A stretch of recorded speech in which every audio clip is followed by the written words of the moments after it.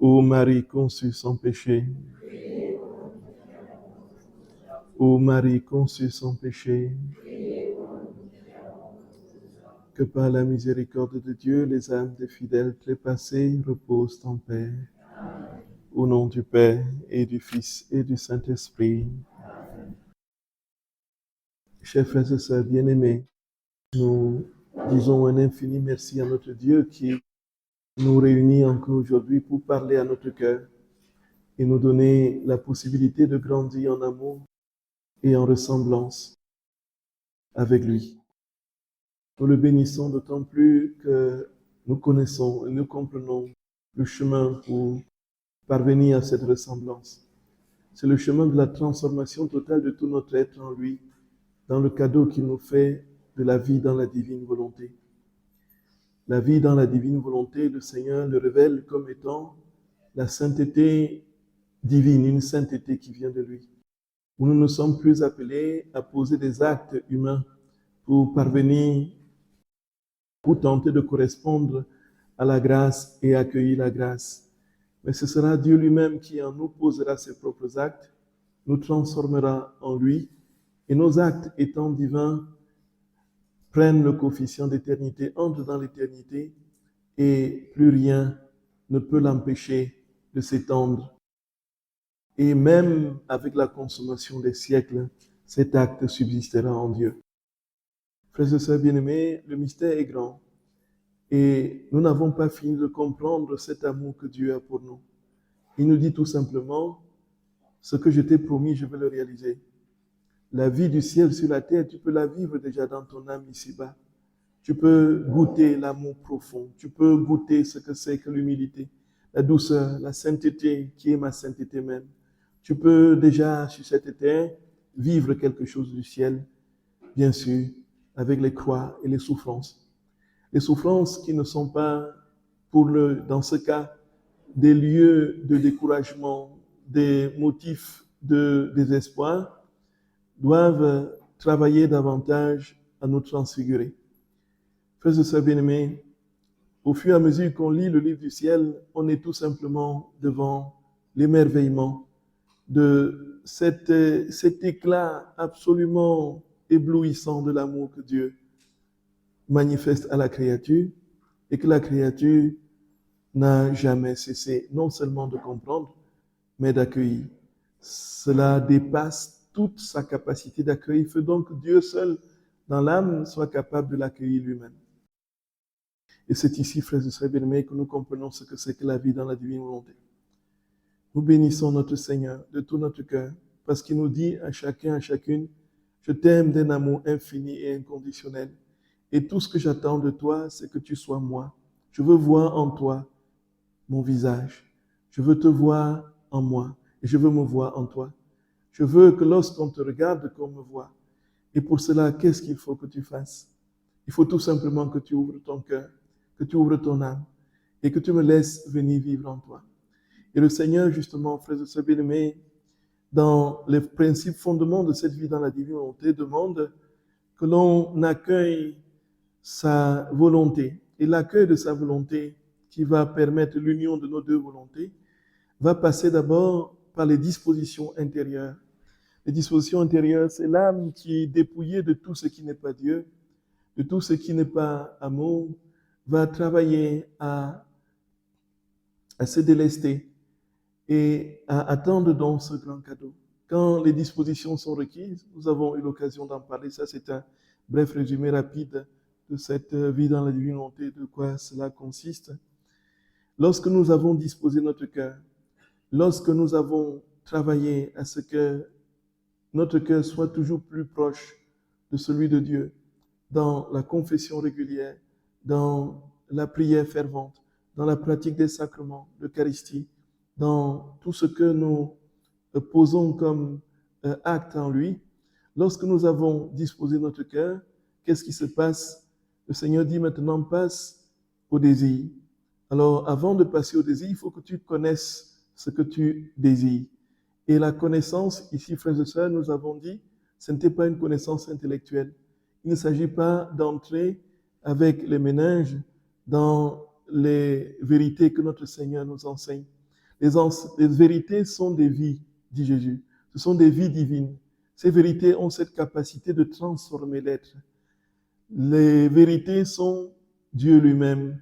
Et le Seigneur dit lui-même dans le prologue de Jean, au commencement était le Verbe était avec Dieu, le Verbe était Dieu. Et alors, quand tu connais ces vérités, alors ces vérités vont travailler à te transformer. De sorte qu'il n'y a donc pas de hiatus entre ce que l'on connaît et ce que l'on pratique, ce que l'on vit. Il n'y a pas cette dichotomie malheureuse qui a toujours existé entre les mots et les choses, entre la parole et les actes, entre la théorie et la pratique. En Jésus, il n'y a qu'une seule et unique réalité, c'est lui-même. Il est en même temps vérité pour l'intelligence et vie pour l'âme. Et ce qui veut dire, frères et sœurs bien-aimés, que lorsque nous connaissons ces vérités, cela veut dire que nous les appelons pour qu'elles nous transforment. En fait, c'est Dieu lui-même que nous invoquons. Et alors, une fois qu'on connaît la connaissance du don, on les désire. Et il s'agit ici de mettre en branle notre volonté, de la manière la plus ardente qui soit, désirer de tout notre cœur, de toute notre âme, de toutes nos forces. Tu aimeras le Seigneur ton Dieu, Deutéronome au chapitre 6, de tout ton cœur, de toute ton âme et de toute ta force. Et ainsi, frères et sœurs bien-aimés, lorsque nous avons désiré cela, lorsque cette soif s'est creusée en nous et nous a littéralement consumés, voici, Jésus vient lui-même. Il prend possession de tout ce que nous avons, de tout ce que nous sommes. Il prend possession de notre volonté, de notre mémoire, de notre intelligence. Il prend possession de ce fait de tous nos actes, de nos pensées. Il va plus loin encore dans la physiologie qui nous constitue. Il prend possession de notre battement de cœur, du sang qui circule dans nos veines. Il prend possession de nos respirations. Et par ricochet, il prend possession de tous nos actes, de nos mouvements, de nos pas, des mouvements des doigts. Il prend possession de tous les actes, quels qu'ils soient, petits ou grands, naturels ou spirituels, conscients ou inconscients.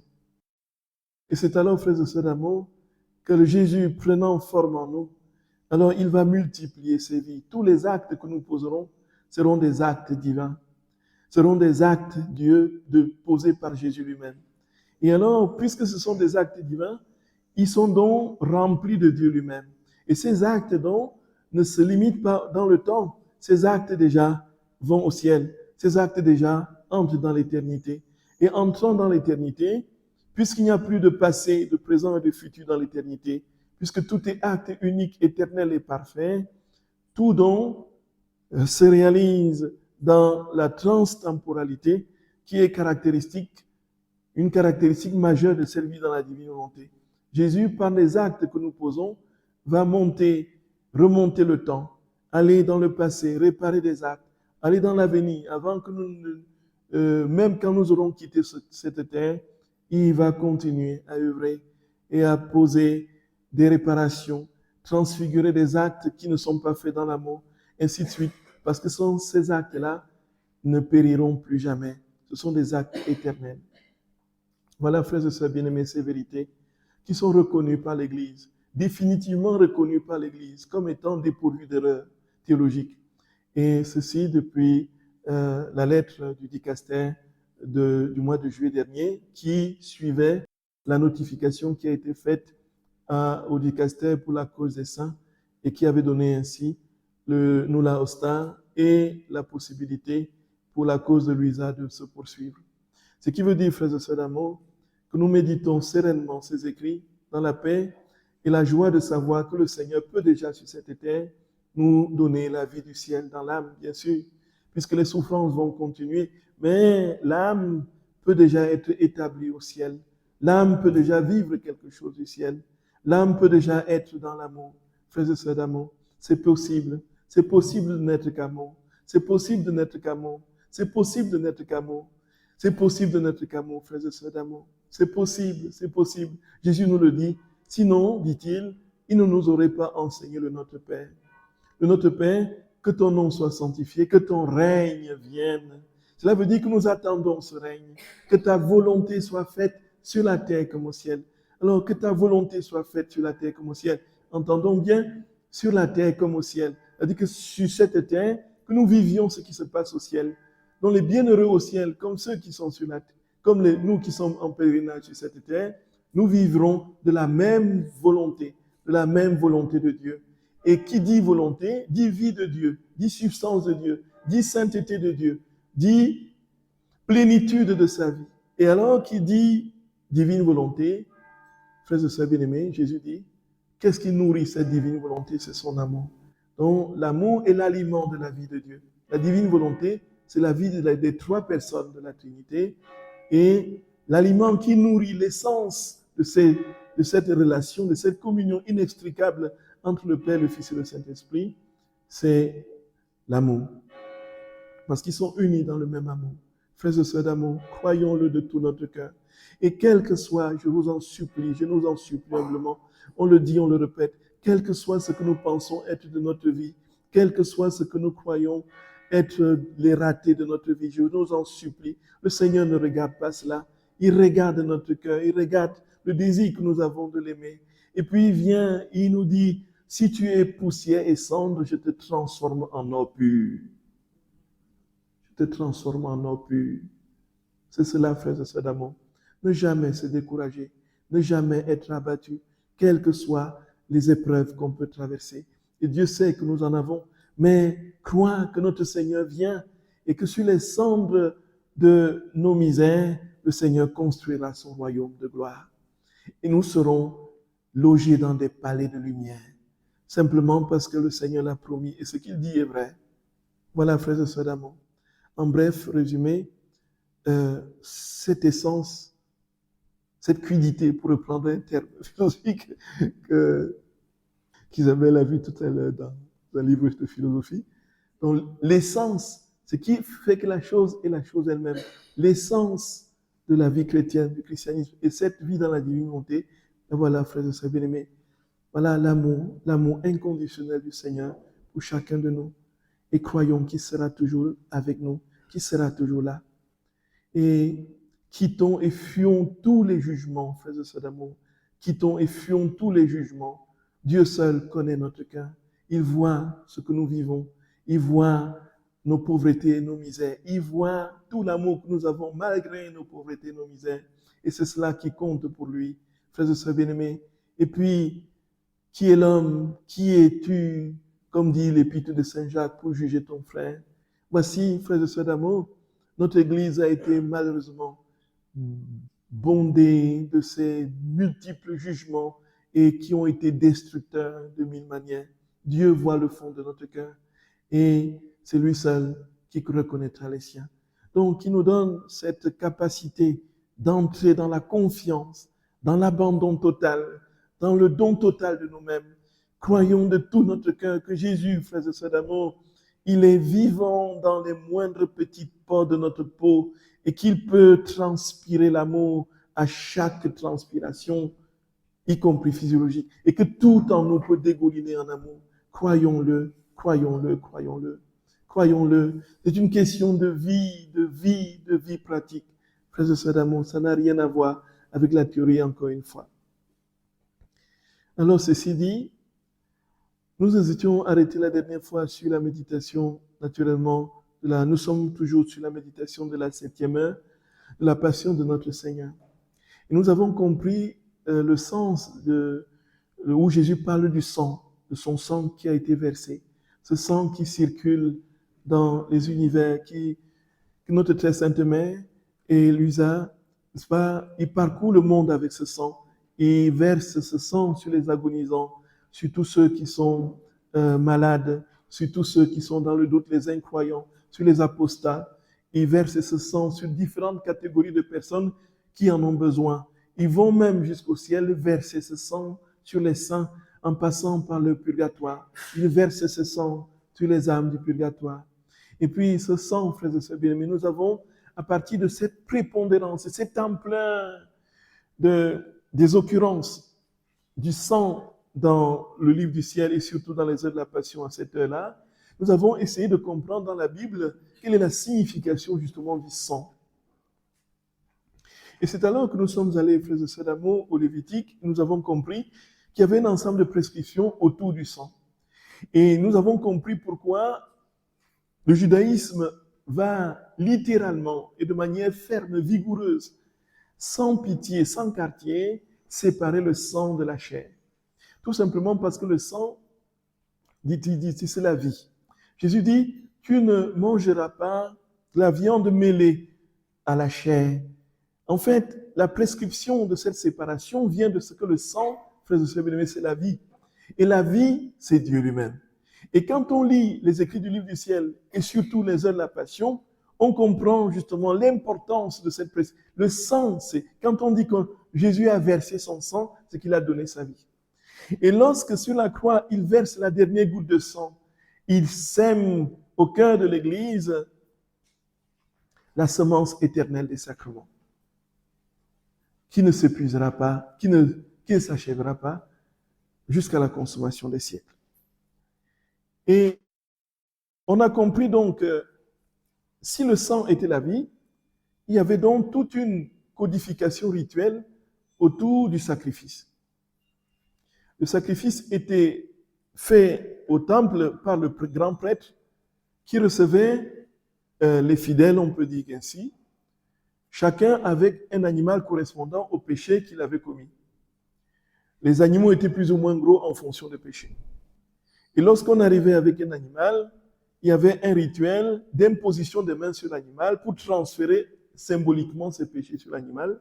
L'animal ensuite était immolé par le grand prêtre, par le prêtre, ou le grand prêtre officiait dans une période déterminée et entrait dans le Saint des Saints une fois l'an.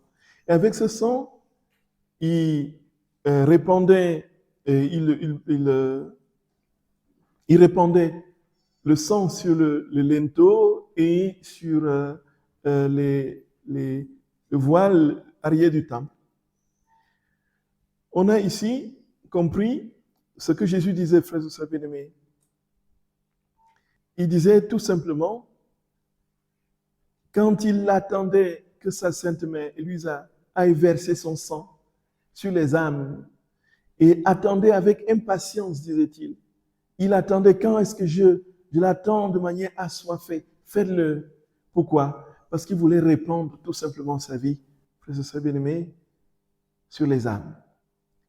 Et on a donc compris que le sang était le tremplin, c'était l'une des étapes dans l'achèvement, l'accomplissement de cette transformation de toute notre vie en Dieu. L'achèvement de cette transformation de la vie, de l'âme dans la divine volonté. Et le sang a donc ceci de particulier. Non seulement elle contient la vie de Dieu, le sang de Jésus bien sûr, il contient la vie de Dieu, mais il donne en même temps qu'il est reçu la capacité d'être Dieu, d'être comme Dieu. Et c'est pourquoi nous avons dit, frères et sœurs d'amour, que le Saint-Sacrement de l'autel, quand le sang de notre très saint Seigneur est élevé, dans notre pratique dévotionnelle pendant la messe, c'est le moment de poser dans la coupe toutes les personnes que nous portons dans notre cœur. Le sang de Jésus, en ce moment, coule à flot. Et si nos yeux s'ouvraient, au fur et à mesure que nous demandons au sang de Jésus de se répandre, lorsque le calice est levé, lorsque nous sommes à la messe et au moment de la consécration, si nos yeux s'ouvrent en ce moment, nous voyons le sang de Jésus se répandre sur les personnes que nous lui confions. Le sang de Jésus descend véritablement. Le sang de Jésus coule. Le sang de Jésus se répand. Le sang de Jésus dégouline. Et si les cœurs, tous les cœurs de ceux qui sont à la messe en ce moment sont ouverts, si les cœurs sont largement disposés à accueillir cette inondation du sang divin, nous verrons toute l'Église baignée dans le sang de Jésus. Et c'est ici, frères et sœurs bien-aimés, que nous comprenons les mystères de la foi chrétienne, catholique, et que c'est un don suprême, un don inimitable, et c'est le dernier auquel l'ennemi va s'attaquer, l'Eucharistie. Ne jamais perdre un seul moment du temps que nous passons à la messe. Et qu'est-ce qui se manifeste? C'est encore Jésus qui nous dit, mon enfant, mon enfant, mon enfant, je veux te noyer dans ma vie. Je veux te noyer dans mon amour. Je veux te noyer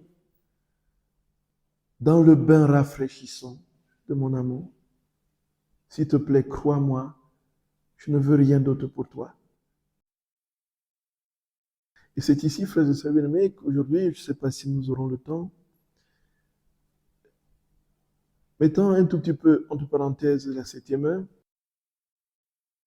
j'ai voulu comprendre un peu ce que Jésus disait du sang, de son sang, dans le livre du ciel. Et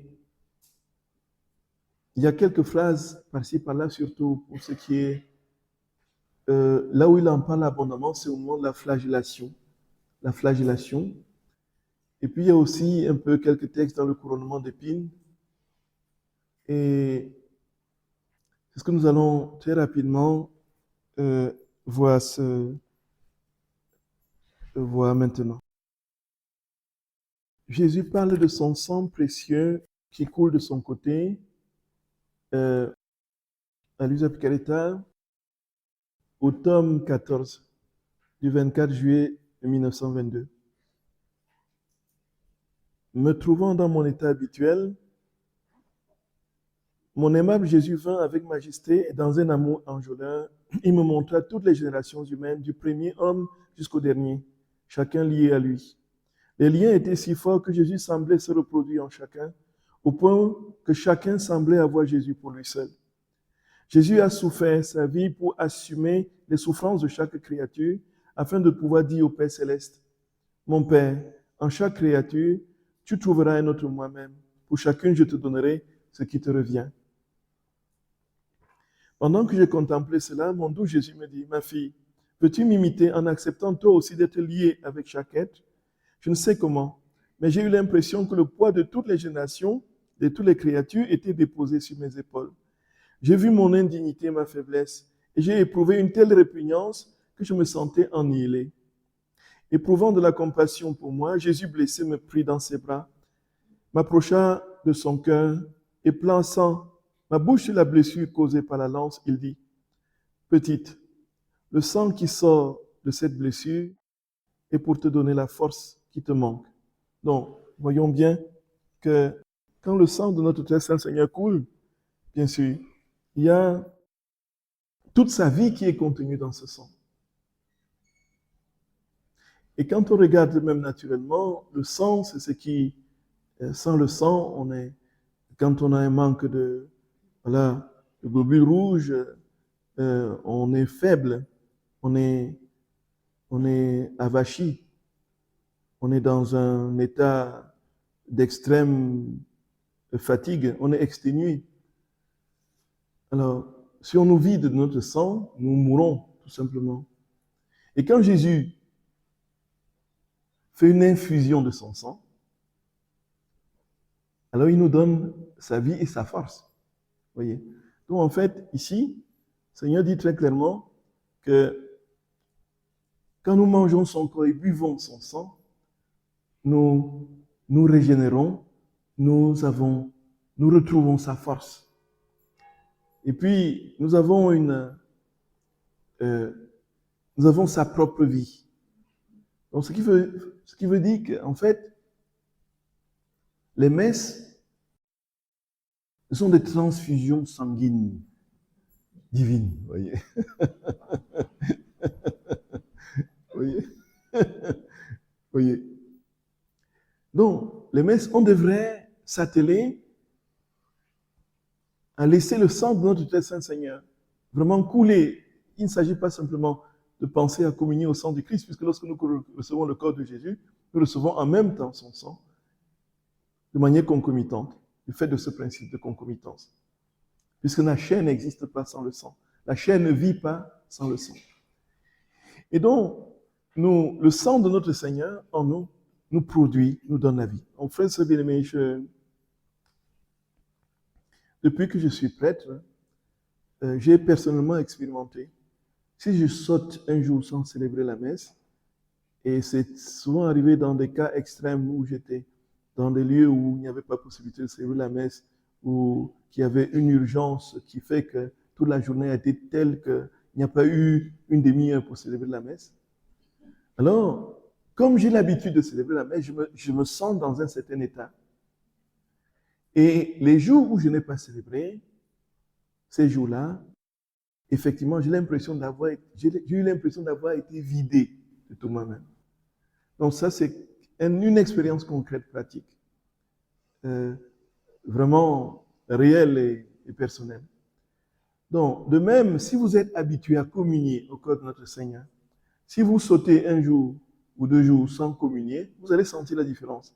3 jours, vous allez vous sentir vide. Et alors, à la place de ce que vous ressentiez auparavant, cette douceur, cette paix qui vous habitait quand vous communiez, ce seront justement un fratras de mauvaises pensées, un fratras de rancœur et de rancune, un fratras de trucs qui vont tout simplement polluer votre âme. Et c'est pourquoi, frère Benoît, il y a cette nécessité d'être toujours transfusé. Voyez, on devrait être toujours sous perfusion. Voyez. Et Jésus dit donc que le sang qui sort de cette blessure est pour te donner la force qui te manque. Prends courage, ne crains pas, je serai avec toi. Nous partagerons entre nous le poids du travail. Nous partageons entre nous le poids, le travail, les peines et les morts. Sois attentive et fidèle, car ma grâce veut être payée en retour sans réciprocité. Il n'y a aucun besoin qu'elle descende. Voyez, sans réciprocité, il n'y a aucun besoin qu'elle descende. Jésus dit, s'il te plaît, prends courage, mon enfant, prends courage. Viens à la table sainte, voyez, régénère-toi, reprends les forces. Et le travail, ça ne va pas se reposer sur toi seul. Voyez, c'est nous ensemble qui allons porter le poids que tu portes. C'est nous ensemble qui allons porter le fardeau que tu portes. C'est nous ensemble qui allons vivre ce que tu vis. S'il te plaît, ne te décourage pas. Viens à ma table. Voilà, bois mon sang. Une autre référence où Jésus parle de son sang, ça c'est le côté ouvert. Il y a d'autres références il en parle beaucoup sur la flagellation.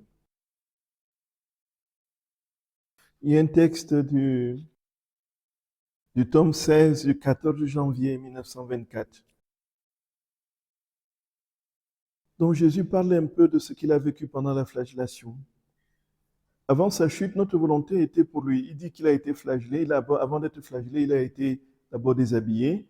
Il a été déshabillé pour réparer la séparation de la volonté humaine de la volonté divine. Et puis, il dit comment il a chuté, et ainsi de suite. Donc, il trouvait tout. Avant sa chute, notre volonté était tout pour l'homme. En elle, il trouvait tout. Il était juste, étant sorti de notre volonté et vivant en elle comme notre temps d'enfant, notre volonté satisfasse tous ses besoins. Par contre, en voulant vivre dans sa volonté, il eut besoin de tout, car la volonté humaine n'avait pas la capacité de pourvoir à tous ses besoins. Elle ne contient pas en elle la fontaine du bien. Ainsi, il fut forcé de se procurer les choses nécessaires à sa vie à travers les tribulations. Vois-tu ce que signifie ne pas être uni à notre volonté? Aussi, tous savaient cela, ils n'auraient qu'un désir, que notre volonté vienne régner sur la terre. Si Adam ne s'était pas retiré de la divine volonté, sa nature n'aurait aucunement eu besoin de se vêtir. Il ne se serait pas senti gêné de sa nudité. Il n'aurait pas non plus été sujet à souffrir du froid, de la chaleur, de la faim, de la faiblesse. Cependant, ces désagréments naturels ne sont presque rien en comparaison des grands biens que son âme avait perdus.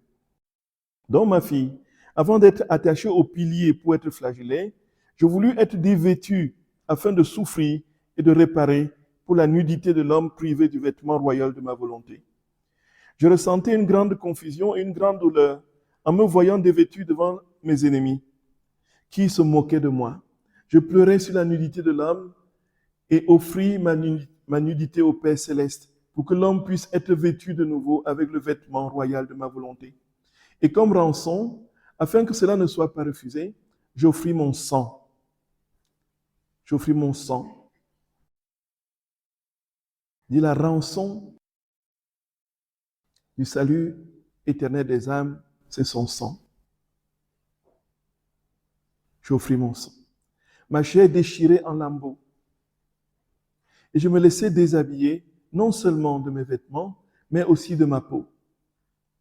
Je versais tellement de sang dans ce mystère, dont dans aucun autre j'en ai versé autant. Il dit, il a versé tellement de sang à la flagellation.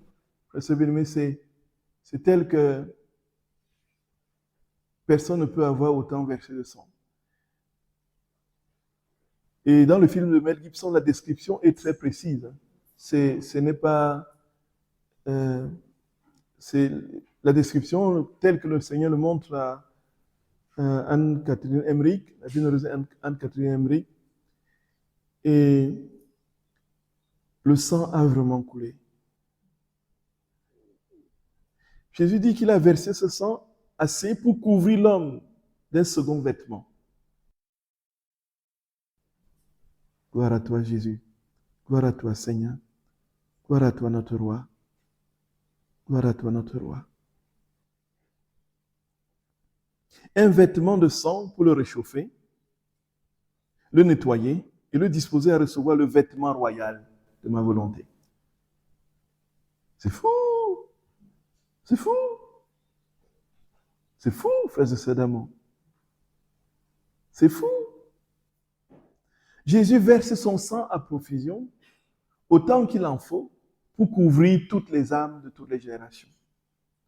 Et ce sang nous couvre, ce sang et cet habit divin qui nous recouvre et nous prépare à recevoir le vêtement de sa divine volonté. Nous avons donc compris, frères et sœurs bien-aimés, combien c'est tout simplement puissant et inouï. Et combien notre Seigneur, plus que jamais, nous attend dans ce vêtement. Voyez, le sang qui donne la force, le sang qui est le vêtement qui nous couvre. Effectivement, quand vous avez affaire aux esprits du mal, quand vous avez affaire quand vous invoquez le sang de notre Seigneur, c'est tout simplement là. Comment on dit, c'est là. C'est la débandade générale. La débandade générale. Jésus parle de son sang comme d'un vêtement.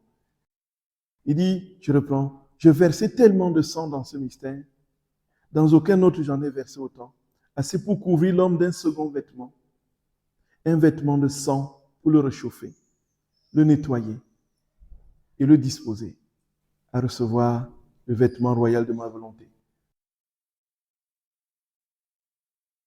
Avec ceci, frères et sœurs bien-aimés, on comprend très clairement l'importance de nous mettre sous le couvercle de ce sang précieux, notre Seigneur, et de l'invoquer généralement dans des situations de nos vies, quel que soit ce que nous traversons, dans des bonnes comme dans des mauvaises circonstances.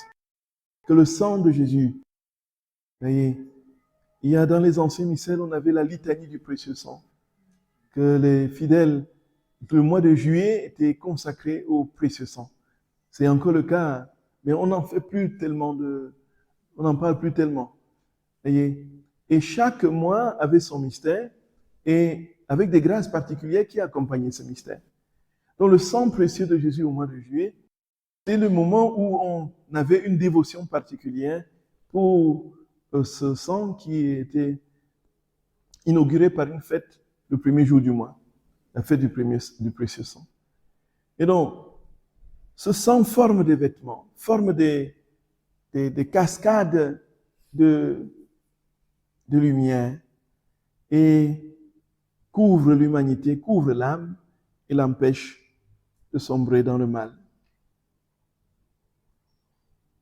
Assez pour couvrir l'homme d'un second vêtement, un vêtement de sang pour le réchauffer, le nettoyer et le disposer à recevoir le vêtement royal de ma volonté. En entendant cela, surpris, j'ai dit à Jésus, mon aimable Jésus, Comment se fait-il qu'après s'être retiré de ta volonté, l'homme devint gêné et effrayé et ressentit le besoin de se vêtir? Pourtant, toi, qui as toujours fait la volonté du Père Céleste, ne faisant qu'un avec lui et ta maman, qui n'a jamais connu sa propre volonté, vous avez tous les deux eu besoin de vêtements et de nourriture et avez ressenti le froid et la chaleur. Donc, nous comprenons la question de... Donc, il faut dire, pour faire bref, Louisa s'entend dire par Jésus que les désagréments que nous avons aujourd'hui, y compris naturels, viennent de ce que nous sommes sortis de la vie de Dieu, de sa volonté. Nous n'avons plus cette communion parfaite avec lui. Étant sortis de sa vie divine, nous avons été donc coupés non seulement de sa sainteté et de sa lumière, mais notre corps a pâti et non seulement ce sentiment que nous avons de honte dans la nudité, mais aussi la nécessité de se revêtir, qui engendre la nécessité de se revêtir. Jésus dit que c'est le fruit du péché. Et lui, il a dit, mais vous, ta très sainte mère, vous n'êtes jamais sorti de la volonté de Dieu. Et toi, tu es la divine volonté incarnée. Comment se fait-il que vous ayez eu besoin de vous vêtir, de porter des vêtements? Vous n'auriez pas eu besoin de cela. Et Jésus répond, c'est vraiment comme cela, ma fille. Si l'homme se sentit gêné de sa nudité et fut sujet à toutes des misères naturelles, à toutes sortes de misères naturelles, c'est parce qu'il avait perdu l'enchantement de ma volonté. Même si ce fut son âme qui fit le mal et non pas son corps, ce dernier fut indirectement complice de sa volonté malade et resta comme profané par elle. Les deux, son âme et son corps, subirent la douleur du mal commis. Quant à moi, bien sûr, j'ai toujours accompli la volonté suprême. Mais comme je ne suis pas venu chez les hommes innocents comme avant la faute, mais des hommes pécheurs avec toutes sortes de misères, j'ai voulu m'associer à eux en prenant sur moi toute leur misère et en m'assujettissant à toutes les nécessités de leur vie, comme si j'étais l'un d'eux. Donc le Seigneur dit très clairement, frères et sœurs bien-aimés, je n'ai pas voulu faire l'exception. Nous imaginons que Jésus, il dit, je suis venu au cœur d'une humanité misérable, marquée par la débilité et le péché. Et j'ai assumé tout cela. Il fallait que je sois l'un d'eux véritablement pour pouvoir les libérer justement de... Et donc c'est pourquoi il a eu la nécessité lui aussi de se vêtir pour assumer tout ce que l'homme pouvait assumer en matière, pouvait vivre en matière de misère. Et nous imaginions, si nous pouvons imaginer Jésus qui vient au cœur de l'humanité, il s'incarne, il sort du sein de la Vierge Marie, il est une boule de lumière, et puis il marche, on le voit, c'est toujours la lumière qui sort de lui, il rend la lumière qui sort de lui, les gens, ils seraient un objet d'attraction, vous voyez un peu. Je parie qu'il y aurait des gens qui auraient constitué des cirques, vous voyez, avec des trucs payants, pour dire, voyez, je veux vous faire un tour pour que vous voyez Jésus, Alors on trace son chemin, et puis on paye, et puis regardez, il passe par là, et on voit une boule de lumière qui passe, qui vient, qui part. Non, il aurait été complètement étranger à notre condition. Il ne serait donc pas sauveur, puisqu'il n'aurait rien assumé de ce que nous vivons. Et donc voilà ce que notre Seigneur répond à Louisa. Donc le sang qui sort du côté donne la force. Le sang de la flagellation par flot et par flot et par flot constitue des vêtements pour nos âmes, pour nous empêcher justement pour nous préparer à recevoir le grand vêtement de la divine volonté. Et donc c'est ce même sang, justement, qui donne la vie divine. Le sang prépare et confère la vie divine. C'est ce que nous lisons au tome 12 du 4 octobre 1917. Ah, Seigneur mon roi, quand nous regardons notre vie, frères et sœurs bien-aimés, on se dit Jésus, quand est-ce que nous serons vraiment comme toi? Quand est-ce que nous serons pur amour? Quand est-ce que nous serons comme tu le décris? Et frères et sœurs d'amour, quand est-ce que nous serons comme tu le décris? Quand est-ce que nous serons comme tu le décris? Et quand on voit tout ce que notre Seigneur a mis à notre disposition pour être ce qu'il veut que nous soyons, On se dit, mais et nous passons à côté et on n'a pas. C'est impressionnant, impressionnant, impressionnant. C'est impressionnant. C'est vraiment, ça a été quelque chose de terrible, le péché originel. La pesanteur irrationnelle de ce péché qui on est capable de faire 1 milliard de choses mauvaises. La petite bonne chose nous pèse, nous pèse, nous pèse, une lourdeur, pour s'asseoir et prendre son livre et commencer la méditation. Quel combat, quel combat.